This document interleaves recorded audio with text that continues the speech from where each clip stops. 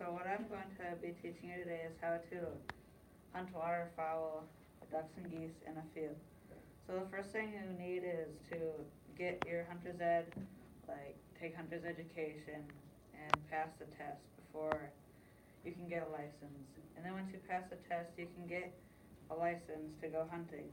Because if you don't have your license before you go hunting and you get caught without it, you could lose your hunting privileges for like 5 years. So then when you have your license and you make sure it is in season, then you can go scouting. And when you're scouting, you need to make sure that there's a good amount of birds in the spot you want to hunt, because you can't just get out there and if there's no birds, then there's no fun. So and you need to make sure that they stay there long enough so they'll be there to feed the next morning. And there has to be cover there to lay down or sit down so they can't see you. So then if you found a good spot, you need to get your gear ready, like your decoys, your headlamp, shells, shotgun shells, your gun, and camouflage. And face paint, I guess, if you want that too. And then when you have everything ready, and you get up in the morning, and you need to get up early depending on how far away your spot is. And then when you get out there, you can only shoot a half hour before sunrise, so you need to set up your decoys earlier. And they have to be, depending on where the wind is, if the wind is going this way, you should have them 8 to 10 feet apart going that way, because the birds don't land in with the wind. They come in against the wind, because if they land in with the wind, they will fall over. So they want a nice gentle landing, so they'll come straight at you. And yeah, they have a nice landing right against the wind. So then when you have everything set up, and it should look like this.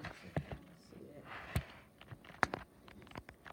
So then you need to get to your spot, and then if there's nothing around and it's shooting time, you can be calling something like this. Like that. The little thing at the end is the sound they make when they're hungry and they want something to eat. So then when they start coming in, and you don't want to shoot them when they're a long ways away, because you'll be wasting your time, your shells, and your whole day won't be fun just sitting there. And then you need to make sure they come in as close as you can get them, and then you can shoot them. And then if you get one, you need to run out and get it right away and make sure there's nothing else flying around in the air. And then bring it back to your spot, because if you leave it out there, they'll see one of their dead friends sitting out there not moving, and they won't come in. And then bring it with you.